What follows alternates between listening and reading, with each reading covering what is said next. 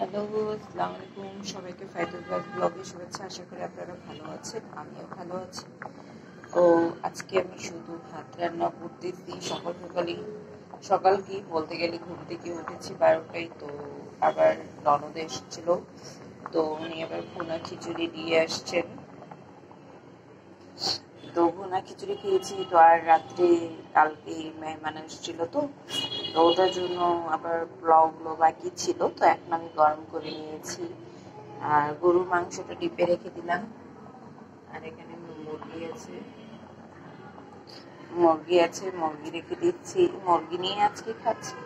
গরুর মাংসটা রেখে দিয়েছি কারণ গরুর মাংস অনেকটা গরম। আজকে যেহেতু গরম, তাহলে গরমটা আমি বেশি খাচ্ছি না। তো আমার হাজবেন্ডের তো প্রেশার। আজকে আবার আম্মুর বাসায় যেতে হবে। আজকে ওখানেও আম্মুর বাসায় দাওয়াত আছে। কালকে আম্মুরা এসেছিল। তো আমার তো ছোট বাবু কাজ করতে পারছিলাম না, তো আম্মুর এসে করে গিয়েছে, অনেকটা হেল্প করে দিয়েছে। আল্লাহ সবার কাছে বাবা মা খুবই ইম্পর্টেন্ট, আমি এটা জানি। যার কাছে নেই সে বুঝে কেমন লাগে। মরিচটা টিপে রেখেছিলাম, তো কয়েকটা মরিচ বাকি রয়ে গেছে, তো এটাই। তো মাশাআল্লাহ আমার মরিচগুলো অনেকই ভালো, টিপে টিপে বের হয়ে এমনটা নেতিয়ে যায়নি।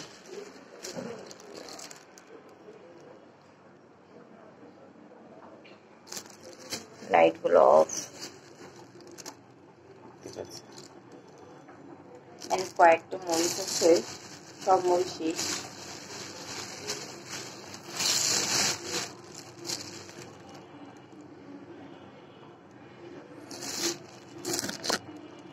অনেকগুলো বাসন ছিল, এখন কয়েকটা বাসন আবার এখন খাবারটা খেয়ে বাসনটা রয়ে গেছে, তো সেটাই ওয়াশ করে নিতে হবে।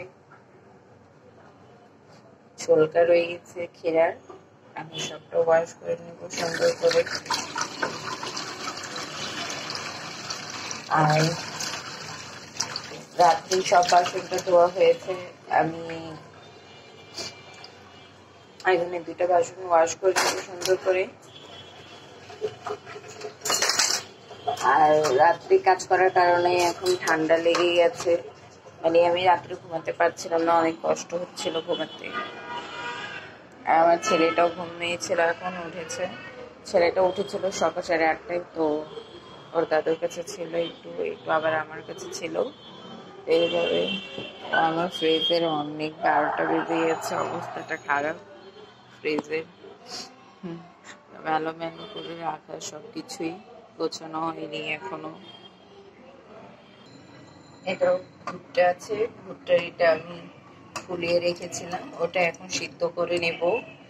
আর এই ভুট্টা যেটা দিয়ে খই তৈরি করা হয়, সেটা ফুলিয়ে আমি এটা একটু করে দিই, আর একটু চাট মশলা দিয়ে দিলে আমার হাজবেন্ড খেতে খুবই পছন্দ করে। তো সবাই সবার মধ্যে খেতে ইচ্ছে করে, মাঝে মাঝে নিজেকে অন্যরকম করে দেওয়াটা, আমি জানি না কারাও পপকর্নের খই দিয়ে এরকম করেন, সিদ্ধ করে খান।